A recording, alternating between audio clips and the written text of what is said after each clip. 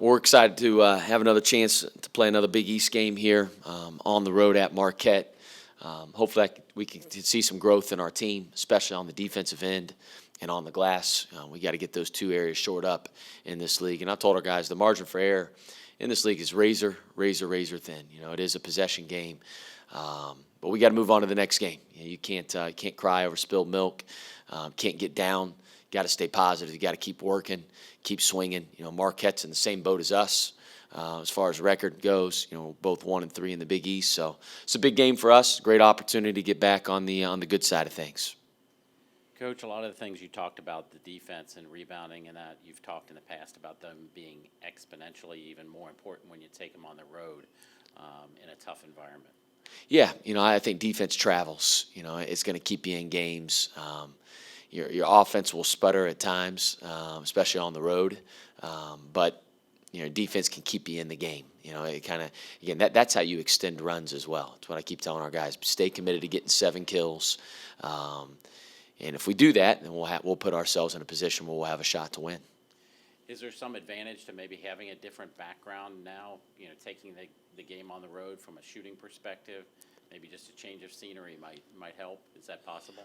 Yeah, I think it's possible. Again, we don't want to ever look for any excuses, for our performances over the last couple of games, and give Seton Hall and Creighton a lot of credit for that. Again, this league is very unforgiving. It's the best league in the country, and we got to be ready. And again, but I do think it'll be good to get away from home for a little bit. It's a great challenge. It's an us versus the world mentality up there in Milwaukee.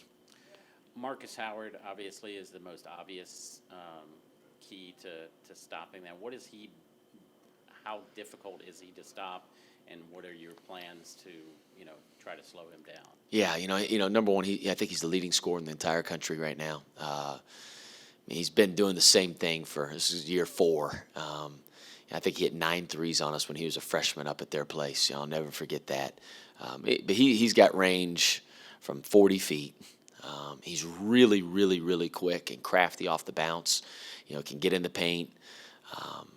He's got the neon green light. He's got the ultra confidence.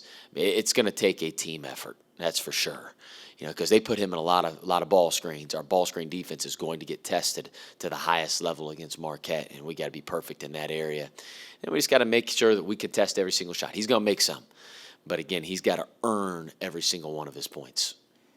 He certainly is a big reason why, but they're one of the top 3-point shooting teams, at least percentage-wise, so it couldn't just be him. Who else do you need to be concerned about on their roster? Yeah, Brendan Bailey's a sophomore. He's much improved from last year when he was a freshman. He's 6'8". He's a stretch kind of wing. He's a 3-4 type of guy. We got to be there on the catch on him. Sakar Annam has become a much improved shooter during his time at Marquette. He's shooting 40% from 3. And we got to do a great job being there on the catch with high hands with him, So it's not just the Marcus Howard show, they got other good players as well. But they are a very good shooting team. They rely heavily on the 3-point line. We just got to make sure we're there on the catch with high hands and make sure it's a challenge shot. One of the things that they seem to have improved on is defensively over the last year or two. And when they play well, they play well defensively. What are you preparing for there? What type of defense? Yeah, they're going to play man-to-man. And I know Coach Wojciechowski's really worked on their defense the last 2 years. Last year, I think it was a big reason why they had so much success. This year, it's why as well. They are going to be a half-court man-to-man defensive team 95% of the time.